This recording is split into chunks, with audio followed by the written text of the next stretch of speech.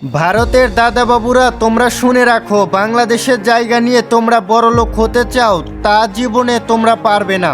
কারণ আমরা মুসলমান অনেক শক্তিশালী, চাইলেই অনেক কিছু করতে পারি, কিন্তু করি না। কারণ মহান আল্লাহ তাআলার পক্ষ থেকে দেওয়া আছে, তোমরা কখনো ঝামেলায় জড়ায়ও না।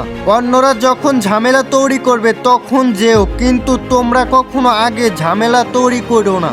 তার কারণ আমরা ঝামেলায় জড়াচ্ছি না। একবার যদি আমরা মুসলমান জেগে উঠি, তোমরা আমাদের হাত থেকে বাঁচতে পারবে না। হিন্দুরা আমাদের বাংলাদেশের সীমান্ত থেকে আম গাছ, লিচু গাছ, আরও বিভিন্ন ধরনের গাছ হিন্দুরা কেটে নিয়ে যাচ্ছে, তবু আমরা কিছু বলতেছি না।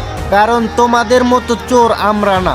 আমরা মুসলমান যদি একবার জেগে উঠি, তাহলে কোনো হিন্দুর বাচ্চা আমাদের হাত থেকে বাঁচতে পারবে না। ওরা এটা জানে, তবু আমাদের সাথে প্রতিবার আগিয়ে লড়াই করতে চাচ্ছে।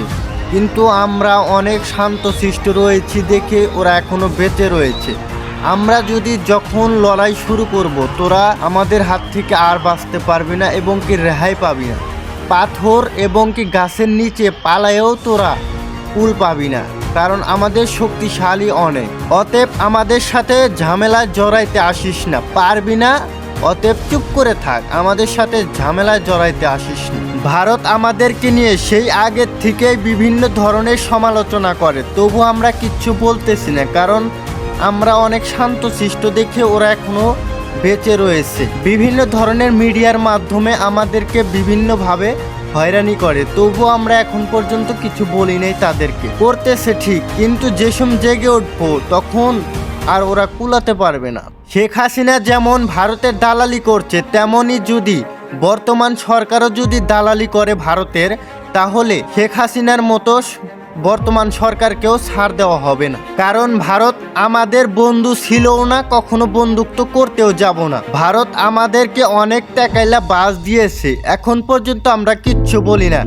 বিভিন্নভাবে আমাদেরকে জ্বালাচ্ছে, তবু আমরা কিচ্ছু বলতেছি না। বন্যার পানি বাংলাদেশে ছেড়ে দিয়ে অনেক বাংলাদেশি ভাইদেরকে মেরে ফেলছে, তবু আমরা কিচ্ছু বলতেছি না। আমাদের বাংলাদেশি ভাই ব্রাদারকে অনেক বাংলাদেশের সীমান্তের কাছ দিয়ে ভারত অনেক বাংলাদেশি যুবক এবং বোনদেরকে মেরে ফেলছে, তবু আমরা কিচ্ছু বলতেছি না।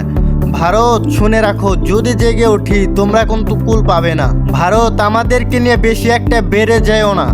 আমাদের শক্তি অনেক, কিন্তু শক্তি দেখাচ্ছি না, কারণ আমরা এখনো শান্তশিষ্ট রয়েছি। আমাদের সীমানা নিয়ে বেশি একটা তোমরা ঘেঁষো না।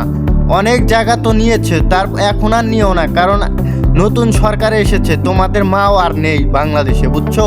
তোমাদের মাওকে আমরা লাথি দিয়ে বের করে দিয়েছি। নতুন সরকার এসেছে, এখন আর আমাদের সাথে বেশি একটা বাড়াবাড়ি কইরো না। আমাদের সাথে পারবে না, লড়াই করতে পারবে না। তো ভিডিওর লাস্টে একটা কথাই বলতে চাই, সব মুসলমান এক হয়ে থাকো। মুসলমান কখনো আলাদা হতে পারে না, সব মুসলমান এক হয়ে থাকো। যে কোনো সময় ভারতের সাথে আমাদের লড়াই করতেই হবে। কারণ ভিডিওর লাস্টে একটা কথাই বলতে চাই, সব মুসলমান একসাথে থাকো, ভাগাভাগি হয়েও না, সব মুসলমান এক হয়ে থাকো। যে কোনো সময় আমাদেরকে লড়াইয়ের জন্য প্রস্তুত হয়ে থাকতে হবে। তোমরা কেন নিজেদের মধ্যে মারামারি লড়াই সৃষ্টি করতেছো? তোমরা এক হয়ে থাকো, একজোট হয়ে থাকতে হবে। আজকের মতো এ পর্যন্তই। ভিডিওটি যদি ভালো লাগে লাইক করবেন, চ্যানেলটি সাবস্ক্রাইব করবেন, আপনার বন্ধুদের মাঝে ভিডিওটি শেয়ার করবেন। ভিডিওটির মতামত জানতে কমেন্টে জানাবেন। ভালো থাকুন, সুস্থ থাকুন, আল্লাহ হাফেজ।